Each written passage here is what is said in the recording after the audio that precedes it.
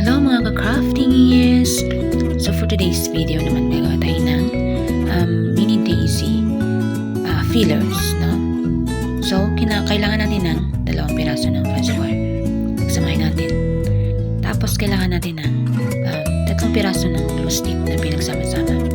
So dyan sa part na yan, tinali ko lang yung tatlong glue stick mga mi. Iikot mo dun yung 2 pirasong fuzzy wire na pinagsama mo 8 times. Tapos buhulin mo. Then, i-lock mo. Ipasok mo yung isang fuzzy wire. And i-lock mo ulit. And yan na. Isa-isahin mo na siyang tanggalin. Ibukad-kad mo na. And gayahin lang yung nasa video. And isa-isahin mo siya para bumuka. And normal lang na hindi magpantay mga miha. I-twist nyo lang para kung gusto nyo pantay siya. Yan, yan. And bend, twist lang. Yan.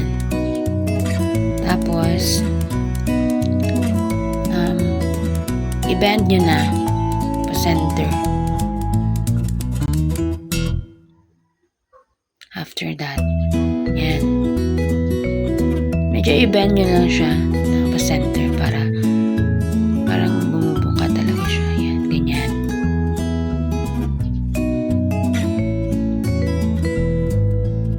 Yan na mga mi.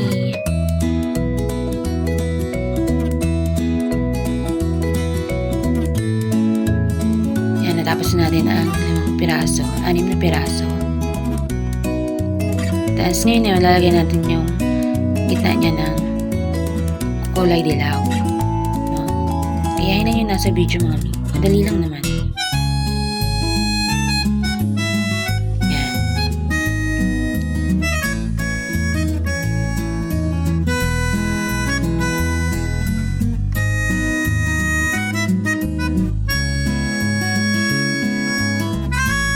Ginunti ko yung likod mga mi. Yan. Tapos tsaka mo yan ilagay.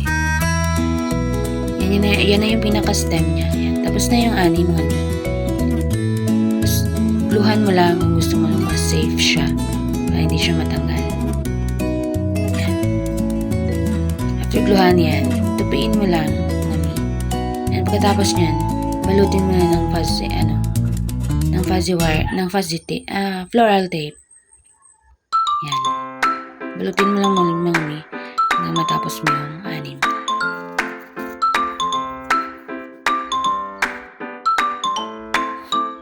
Tapos tayo sa 6 mga mi, lagyan na natin ng floral wire.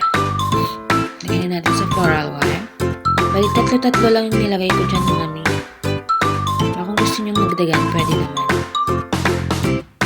Maganda siyang pang pillars mga mi kasi medyo malaki siya. Ayan na mga mi, thanks for watching!